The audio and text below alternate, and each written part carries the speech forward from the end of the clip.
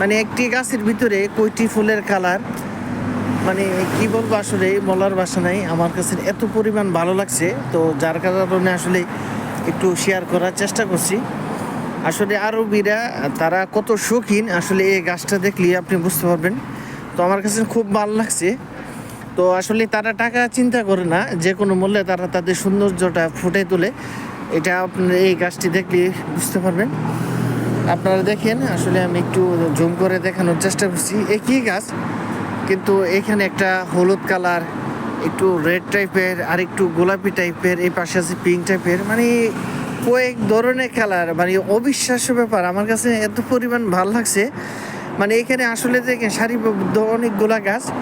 আমি গাড়ি এই পাশে পার্কিং করছি, তারপর মনে হইলো আসলে একটু ক্যামেরা বন্দি করি আসলে আপনাদের শেয়ার করার জন্য। দেখেন আসলে কত সৌন্দর্য, আল্লাহ নিয়ামত, সৃষ্টি সেরা জীব। আসলে আমরা তো মানুষ, প্রতিটি আসলে সৌন্দর্যকে আল্লাহ তাআলা কত সুন্দর করে ফুটিয়ে তুলছে। আপনি দেখেন, একটু যদি দেখেন গাছের শিকড় কিন্তু একটি, কিন্তু এর থেকে আসলে কতগুলো ফুল হয়েছে, বিভিন্ন কালার হয়েছে।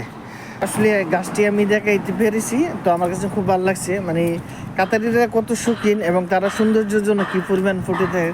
দেখেন এই পাশে সেম আরেকটি গাছ আছে, আপনি দেখছেন একই গাছের ভিতরে কয়েকটি ফুলের কালার, মানে অসাধারণ। মানে কি বলবো, মানে দুহাতে আপনারা কয়জন দেখছেন এই অনুভূতিটা আমি জানি না। মানে আমি দেখছি, দেখার সাথে সাথে গাড়িটা পার্কিং করে ভাবছি একটু শেয়ার করে দেখেন।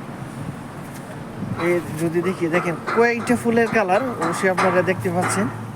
তো জিনিসটা আসলে ক্যামেরা বন্দি করলাম, আমার কাছে খুবই ভালো লাগছে। এই পাশেও দেখেন। তো আপনারা যারা আউটসাইডে আসবেন, আর যদি এই গাছটা মানে সুযোগ পান, তো অবশ্যই দেখবেন। আসলে দেখেন একসাথে অনেকগুলো ফুলের কালার, খুবই চমৎকার পরিবেশ।